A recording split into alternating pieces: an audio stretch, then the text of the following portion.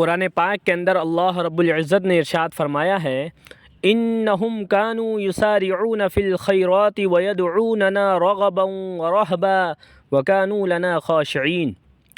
قرآن پاک کی اس آیت کریمہ کے اندر اللہ رب العزت نے اپنے نیک بندوں کی عادت اور ان کی خصلت کا ذکر کیا ہے، اور ذکر کرنے کا مقصد یہ ہے تاکہ اللہ کے بندے اپنے اندر وہ خصلت اور عادت پیدا کرنے کی کوشش کریں۔ کس بات کا ذکر ہے؟ فرمایا کہ اللہ کے جو نیک بندے ہیں ان کی فکر یہ ہوتی ہے کہ وہ اپنے بھائیوں سے نیکی کے کاموں میں آگے بڑھنے کی کوشش کرتے ہیں۔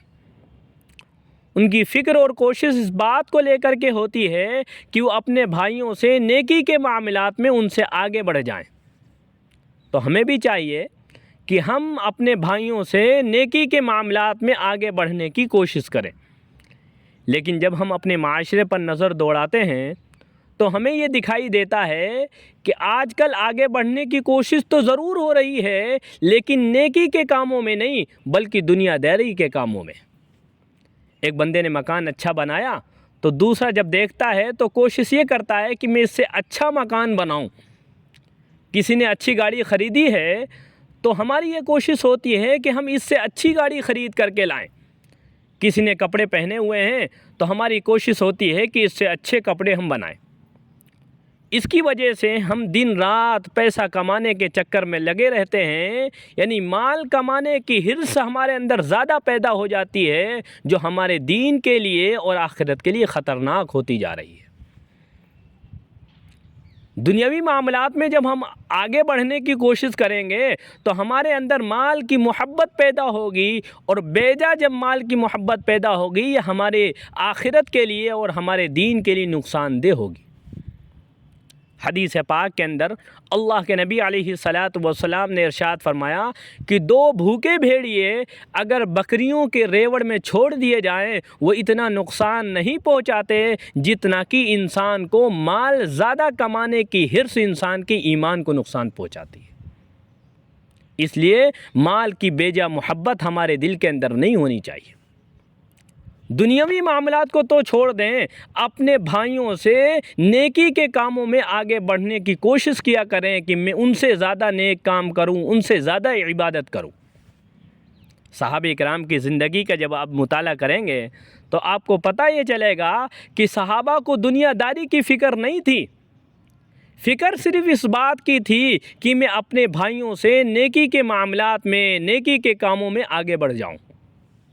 حدیث پاک کے اندر آتا ہے نبی پاک صلی اللہ علیہ وسلم کی خدمت میں غریب اور نادار مفلس صحابہ کے ایک وفد آیا، ایک جماعت آئی، اور انہوں نے آ کر کے عرض کیا اللہ کے رسول مالدار لوگ ہم سے آگے نکل گئے۔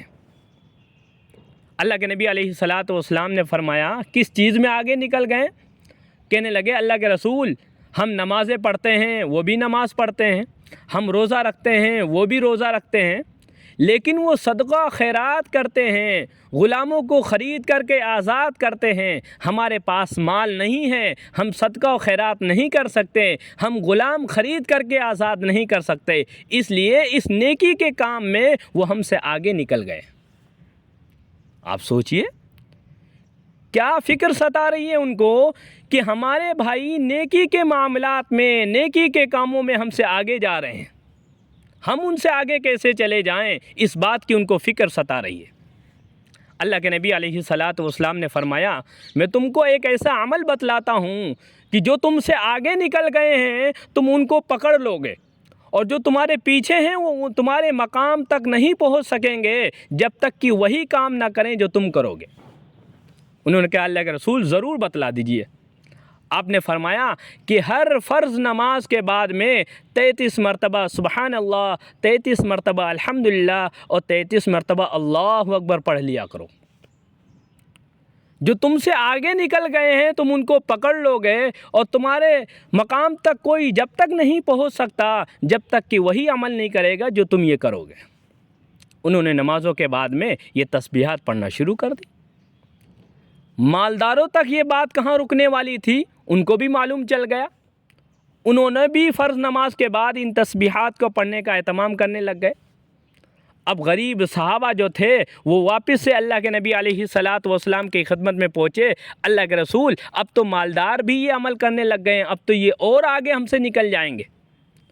تو آپ نے فرمایا ذالک فضل اللہ یؤتیہ من یشاء، یہ اللہ تعالیٰ کا فضل ہے، مہربانی ہے، اللہ جس کو چاہتے ہیں جتنا دیتے ہیں۔